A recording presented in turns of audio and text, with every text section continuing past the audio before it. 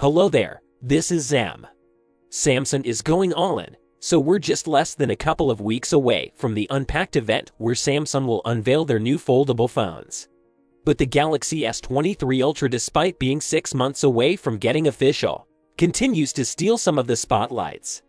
A few days ago, there was a report from Enquiries, a famous Apple analyst, that for the Galaxy S23 Samsung has decided to skip the Exynos chipset and instead will go all in with Snapdragon SoC. But you see, even though the news was coming from a reputed analyst, it was still a rumor, and the thing with rumors is that they're not set in stones.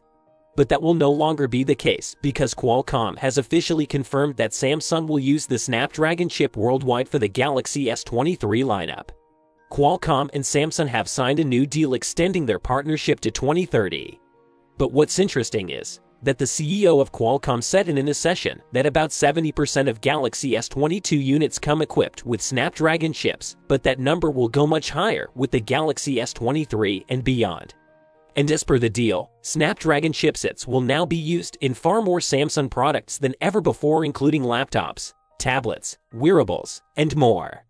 He further said that Qualcomm will be powering Samsung devices globally, which pretty much confirms that Samsung will only use one chipset on the Galaxy S23, and Exynos regions couldn't be more happier.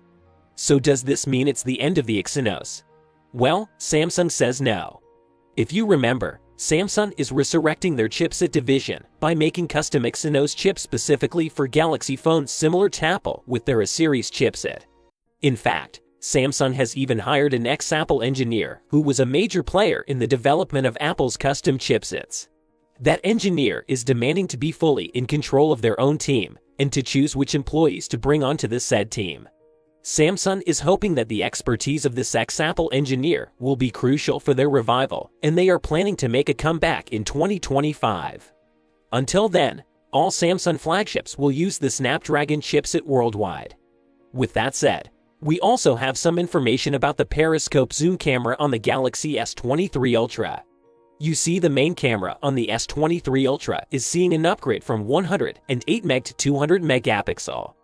There are a couple of 200 megapixel sensors out there from Samsung themselves, but none of them will be used in the S23 Ultra.